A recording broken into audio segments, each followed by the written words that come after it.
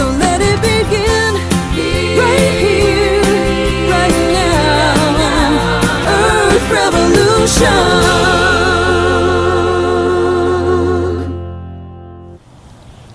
Hello my friends, and welcome to Earth Revolution 2013. We are still the home of the green scene here in Nashville, Tennessee and beyond. In today's show we're going to take a trip to Lutz, Tennessee to meet with Doug and Claudia Kalmer, who have a beautiful passive solar house that they designed and built themselves using the best of both modern and ancient building techniques, a variety of locally sourced materials, and information they got pre-internet from sources like Mother Earth News. They've designed a house that is extremely energy efficient, comfortable, and attractive. In this first of two parts, we're going to look at their attached greenhouse, the solar thermal water heating system that Doug built, this more recently installed solar panel array, a solar oven. We'll also take a look at the back of the house, which is built into a hillside to take advantage of the stable temperature of the earth and minimize the need for heating and cooling inside the house. There's a whole lot to cover, so let's get started.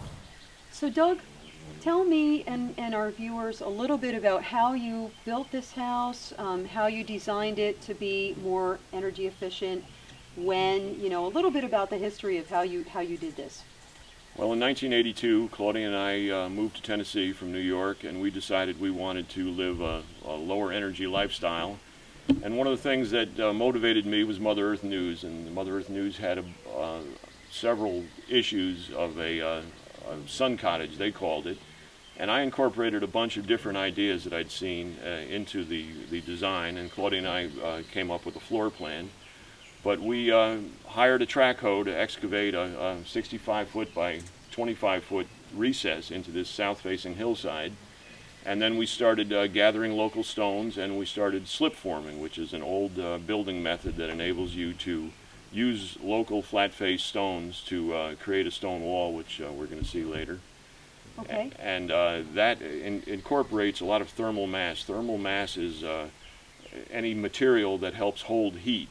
Stone is a pretty good thermal mass, and water is a good one. We're going to see some more of that later too. But the idea being that with all these large windows on the south side, the low winter sun comes in the building all the way to the back of the building, right, and warms it in the winter time, but the high summer sun doesn't come in the building at all. Right. So that and direct earth contact, with the rear wall is 7 feet underground, help keep it cooler in the summertime and warmer in the winter. Okay, because the house is actually built into a hillside. Yes. So the back of it is insulated almost by the hill itself, and the walls that were built back there. Yes, there's the soil temperatures don't fluctuate nearly as much as air temperatures do. So in the winter you might have 0 degrees out here, but you go down a few feet in the soil around here and it'll be 50 degrees. Yeah. So it's a lot easier to insulate against 50 degrees than it is against 0, or we've seen it 110 in the shade here too. So. Right. It can vary a lot. So it's like anyone who's gone into a basement or a root cellar, it feels cooler in the summer and warmer in the winter, just naturally by the earth contact. Right. And geothermal operates on the same principle. People who use geothermal systems, water heating and cooling from the temperature of the earth, it maintains a more stable temperature. So you're kind of taking that same idea. Yes. With the building materials you've used and the way they've designed it. The solar water heater on the roof, the solar water collector is part of the solar hot water system.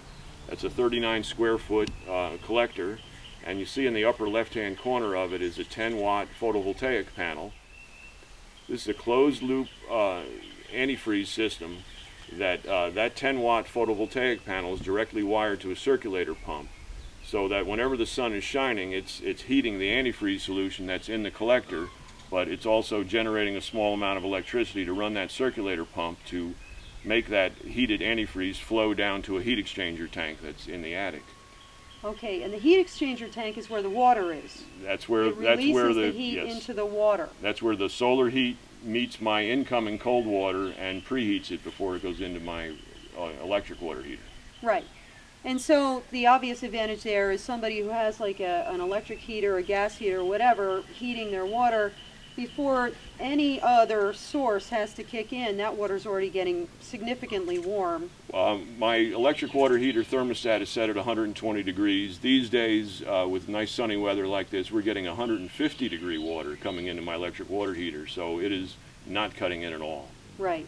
Most summers, I've actually installed some bypass valves so that most summers what I do is just bypass the electric water heater completely. That we're getting so much, we're 100% solar, 6 to 8 months of the year Right. on the water heating. Right, with the heating. And then in the winter months, obviously, you use a little bit of additional energy.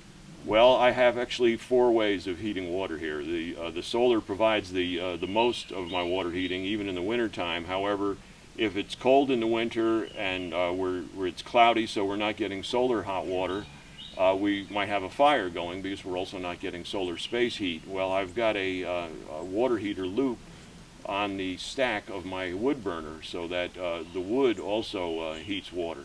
Wow. That's the second way I have it. I also have a heat pump to heat my water, and then all that is backed up by the regular electric resistance heater. And you've installed all of these things yourself, simply by studying blueprints, or not blueprints, I should say, by studying the information in Mother Yes. Earth News and other Yes. sources. Most of it pre-internet, yes. And do you have an engineering degree? No, I have an associate's in automotive technology. So I think the point here for viewers is that this is a do-it-yourself technology, like installing solar thermal, even learning how to design passive solar for somebody that maybe doesn't want to build their whole house from the ground up, but they can do things that you guys have done, very simple things, to Right. make your house more energy efficient. Well, definitely the best money invested in energy saving is in conservation and efficiency. So the first thing you need is a good, well-insulated envelope of the house envelope, Right. and weather stripping around doors and windows, and well-insulated shell. But that'll pay you back quicker than anything else. But then beyond that, solar thermal is the way to go, even if it's a simple matter of opening the shades on the south-facing windows during the wintertime. Right. Let that sun into the house during the winter and try and keep it out during the summer. Right. That's why I have shading devices, and also the white metal roof has made a big difference in keeping the house cooler because it reflects a lot of the summer heat.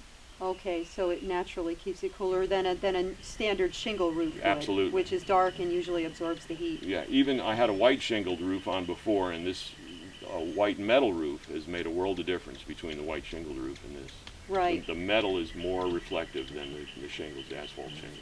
So, Claudia, in addition to the solar thermal that Doug was just talking about, you guys also built this greenhouse on the front of the house here. It helps with the thermal aspects of the house itself, but it also helped you guys start your greenhouse business. Right. Let's talk a little bit about that. Well, I mean, the greenhouse itself also helps heat the house because Yes. on warm days in the wintertime, we'll heat the greenhouse up, and we'll open up the door to the house, and it'll help add some heat to the house. But yeah, we basically started this greenhouse to grow some transplants for ourselves for the garden.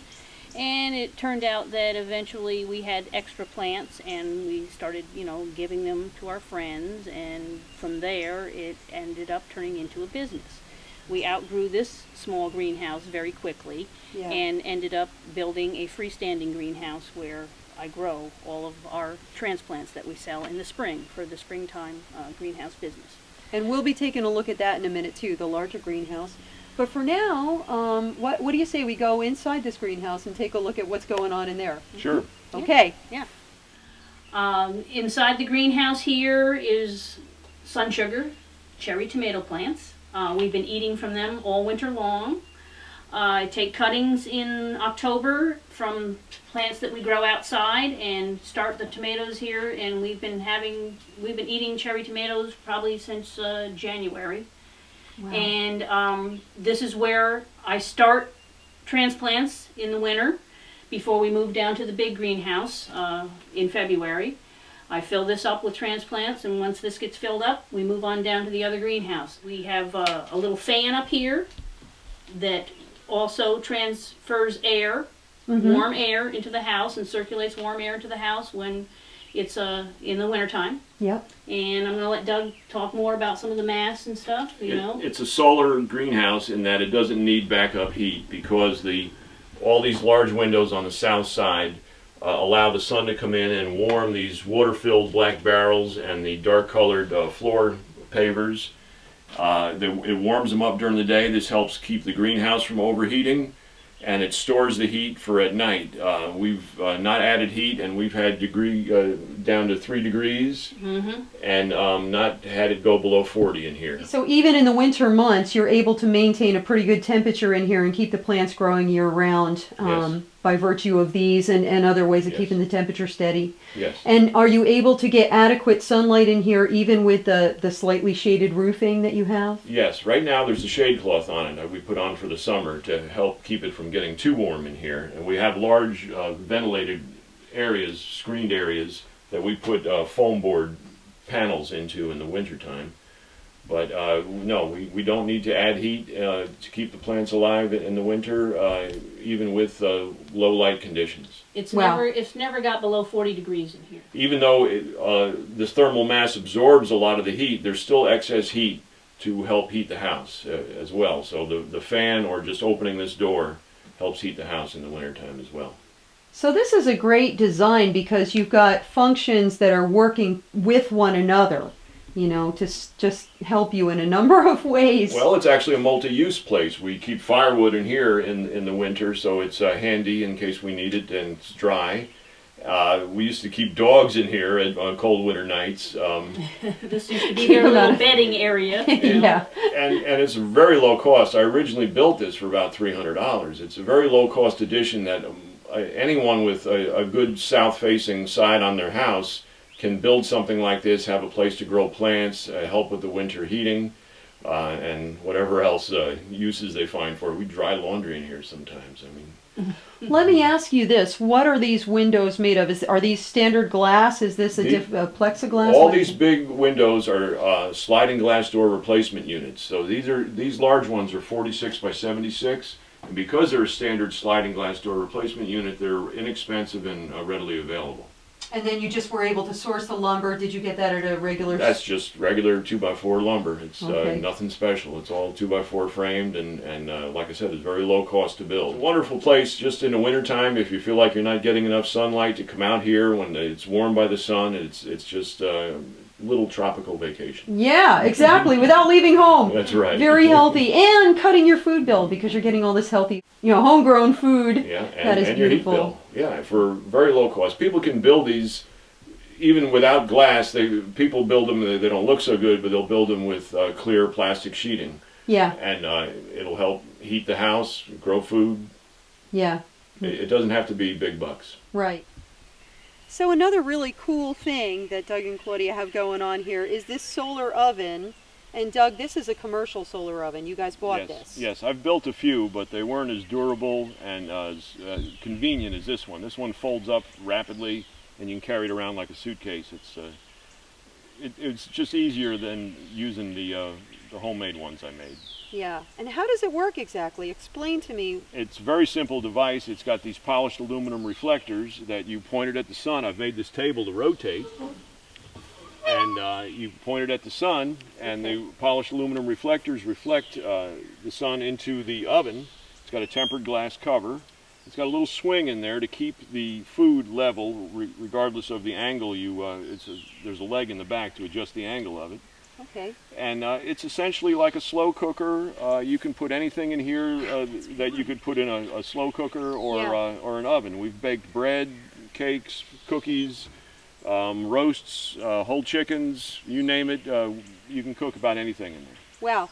And this this little swing, as you say, on the inside, it's metal. Yes. It's painted black to Yes. absorb more heat. Yes. And it's still hot, even at this late hour of the day. And you can tell that you could cook something in there, and it would do a really good job. I've seen 425 degrees in this thing. Wow. So you could actually bake cook a Thanksgiving turkey or whatever you wanted, Yes. a cake, Yes. anything in here. Okay, and these reflect the sun, and this rotates so that if you see that the sun is more south-facing Yes. or whatever, or, Yeah. to the north, you can move that. That is so cool. And how much do these cost? These new are, this is Sun Oven, and you can go to sunoven.com, and they're, last I knew, around $250. Okay. I got lucky and found this at a junk store for $25, and brand new in the box. But Wow. Oh my God, you did luck out. And people can actually build this too. yes, they can. The hard thing to acquire is the reflectors, and the polished aluminum reflectors are a little, add a little to the cost, but people can make temporary ones using aluminum foil or mirrors, and they're just not as convenient, or you know, they might be more fragile than this. Right. I don't know if people want to see it, but folds up like that, and you can carry it off like a suitcase, and it's very, very convenient. Is it pretty lightweight? Well, it is. I've got it bungee down so the Oh, wind I see. doesn't take it away. Okay. Other than that, it's perfect. Can you use that in the winter months as well? Oh yeah, It'll still yeah. heat the food? You can adjust the leg in the back to suit the winter angle more, and it'll work in the winter. Wow. Another good investment, folks, if you're on a low budget. This is a way to cook your food without having to turn your conventional oven on and use electricity. It keeps the heat out of the kitchen in the summertime, and you really can't burn things in here. It's a slow cooker. Yeah. Solar energy comes in many forms, and this is a good one. Okay, so here we have solar photovoltaic panels, and Doug, you installed these yourself. Yes. And tell me, explain, how much energy does this generate? What was involved in installing it? This is a 4.6 kilowatt array, meaning under ideal conditions it'll produce 4,600 kilowatts. This is 20 230 watt panels. Each one has its own microinverter, N-phase microinverters. They convert the DC electricity from the panels to AC, which goes right into the house. And we can look at the meters Okay. in a bit. Before we talk about those, what did it cost you to install this system? Well, I bought most of the components in August of 2011, so prices have come down considerably since then on the panels. But altogether, it cost me $10,500 to install this, which works out to $2.29 a watt. The typical installation prices these days to have someone do it for you run $6 to $8 a watt. So that's significant because you were able to install it yourself. Yes. And again, this is stuff that you learned just by going online and doing research and Yes. reading about it. Yes. It's not impossible for people to do this on their own, or if they have some good help. If they're familiar with electricity, I had already wired the house, so this, because these microinverters are out here behind the panels and converting the DC electricity to 240 volt AC electricity, it was something I was already comfortable with and knowledgeable about. However, I did have the advice of a solar installer, and he kind of helped me, coached me along the way, and sold me some specific solar components that I needed. Right, because he knew the very technical Yes. details of it. Yes, there's a And lot these to are- learn. Okay, just before we look at those, what panels are these? Is there a particular These are Canadian kind? Solar. You Okay. mean the brand? Yes, Yeah. they're Canadian Solar. However, they're probably made in China. China's dominating the market on photovoltaics these days. Which was invented in the United States. Yes, yes. So we should be dominating the market, but Well, Hopefully that'll that's a change. whole nother thing. It gets into politics and all, but the Chinese have been accused of dumping below their cost panels in order to drive American panel manufacturers out of business. wow. I don't know whether it's true or not, but it's actually made a glut of panels on the market right now, and it's an excellent time to get into solar electricity. Because they're much more affordable now. Yes. They're cheaper Yes. to buy. Okay, let's take a look at the microinverters in the back of the panels. All right. One of the things I did to save money on the installation was build my own mounts. This is 1.5-inch galvanized pipe that I could get locally for a whole lot less than the typical solar mounts. And I cut and welded it myself, and then instead of the regular aluminum rails that they sell for about $6 a foot, I just locally accessed 1.5-inch angle iron to mount the panels on, and welded it all up. This was about $1 a foot, so it was a large cost savings there. I decided to go with the technology. The latest technology is microinverters. These are N-phase microinverters. Each panel has its own inverter that converts the DC electricity to AC. And these are what they call plug and play. It's all easy to wire because you just plug the panels into the microinverters, and then the microinverters into a cable that goes down to a box at the end of the array and brings the electricity to the house from there. So you have wires traveling underground to the house from where Yes. that box is? Yes. It would have been less expensive if I could do a roof mount, but because of shading and several other factors, I didn't do a roof mount. But I still came in well under typical installation costs by doing the ground mount myself. Okay, and you chose this site because it's wider open, it's not being shaded so much by the trees. You got a lot of trees around here, so Yes. this is pretty wide. Do you find that you get a lot of energy? How does it affect your bills? Do you still have to pay? I don't have any bills anymore. You didn't- I get an invoice as to how much TVA owes me. Not only do Wow. I not have any electric bills, but TVA pays us over $800 a year for the green energy I put into the grid. That's amazing. This is a grid tie. There's no batteries, there's no moving parts, there's nothing to maintain. The panels and the inverters both have a 25-year warranty on their output. So and I've got a 10-year contract with TVA to supply Wow. them green energy at 12 cents a kilowatt hour over what their base rate is, what they charge. In other words, Right. they're charging us 10 cents a kilowatt hour, they're paying me 22 cents a kilowatt hour. Right, that was the deal that they had for quite a while, and that was like what they call the Generation Partners program. Yes, yes. And I don't know if that price has changed. I think it may have come down for It's people down to now. 9 cents now. So just briefly, you built this racking system yourself Yes. with materials that you just sourced at a standard, like a whatever, a Lowe's, Plumbing Home supply Depot, plumbing and supply. metal supply. Yeah. What did that cost you? Oh, separately, I can't tell you offhand. I know that these come in 21-foot lengths. One 21-foot length was sufficient to do each stand, Okay, and they were about $55 each at the time. and then you welded all that together. And what about the micro inverter boxes? I got a deal when I bought the panels and inverters together, so as far as separate pricing, I can't tell you exactly what the separate prices were, Okay. because I bought a package deal. Okay. And I think that helped bring the price down. At the time that I bought it, like I said, August 2011, it was under $2 a watt for the panels and the inverter. So, this is important because people who are afraid of investing the money need to be able to see examples of how that can work in their favor. If they can get the money up front to be able to invest even in a smaller system than what you have, not only can they save money on their bills, possibly even eliminate their bills if they have a smaller living space, but get money back. Just from an economic standpoint, this is a very good investment. This will work out to about 8 to 10% return on your dollar.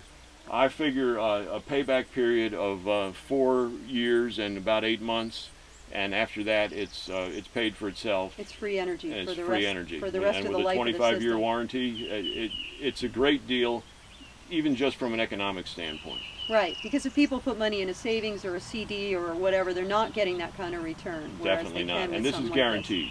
Yeah, It's a guaranteed return. and warranted. Yeah. Yep. What's not to love? So Yep. this is where the solar energy comes into your house. Yes. And explain a little bit about this system right here. Well, as I mentioned, the microinverters make 240 volts AC, and that's what comes into the house Okay. off the transformer anyway. So here we have the solar production meter. Generation Partners is what this used to be called, but this is where the solar energy comes in. This conduit goes to the array, Okay. and then it goes through this disconnect. This I feel is it's required by law, but I feel it's superfluous because any UL approved inverter for solar has to be able to do what they call anti-islanding, and which means that in case the grid goes down, they being the power company, are afraid that a solar array or other generation equipment might put energy back into the grid and electrocute a lineman working on the grid. So, Oh, okay. so all inverters have to have an anti-islanding that if the grid goes down, they shut off. Okay. And that's one of the downsides people don't like about grid tied without a battery backup is that Okay. when the grid goes down, you don't have any electricity even if it's sunny out. Right. There are ways to work around that, and there are some inverters that can let you get electricity out of that, but it's problematical and gets more expensive. Because of that, this manual disconnect is redundant. They just feel like they have to have this by law so that they can come in here and pull this, but guaranteed if the grid goes down, the power is not going to backfeed.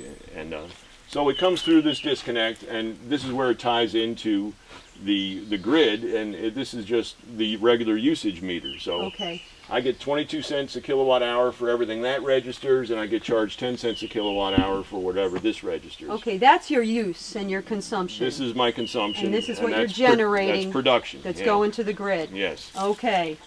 So it doesn't matter how much I use, I still get 22 cents a kilowatt hour for everything I produce, regardless of my usage. And your production exceeds your usage by what on average? Well, it varies with the seasons, I'm sure. Yes, it does vary with the season, but over the last year, because they ended up paying me $800 after paying off my bills, obviously it's producing about twice monetarily what I'm using, but that's because of the 12 cents a kilowatt hour over. Right. Just as far as amperage goes, it's producing about what we use. Okay. Now let me ask you this: what is the square footage of your living space total? Total living space, we're living in about 1,200 square feet. Okay. So that's not unusually small or large home. It's about maybe average. But because you have a lot of other measures that help save energy, this more than covers your energy needs. So. Yes. But that's what I think people should do first is, like I mentioned, conservation and efficiency. Right. Will pay back solar thermal. Solar electric's the most expensive, so leave that for last, folks. Do all the other stuff you can first. Right, and you talked about weather stripping around windows and all kinds of the basic stuff. Sealing any air leaks and making sure you have good insulation. Yes. Thicker walls would be ideal, but... Well, thermal mass, you can add thermal mass in other ways, but this all pays off better than the solar. It pays off faster than the solar. Yeah. So this is the back portion of the house, and this is obviously the roof. The north-facing roof, which is built into this hillside. And how far down does this go, Doug? We're standing 7 feet above the floor level inside the house. Wow. We backfilled, we had this excavation dug and then backfilled 50 yards of creek gravel for drainage underneath here, and then topped it off with a few feet of clay. And gutters and leaders and sloping the soil away, we don't have any moisture problems whatsoever. Okay, and if I had to guess, this goes right down into your kitchen, I believe. Yeah, we're standing behind the kitchen right now. So that's pretty cool. Okay, and that also helps tremendously with the...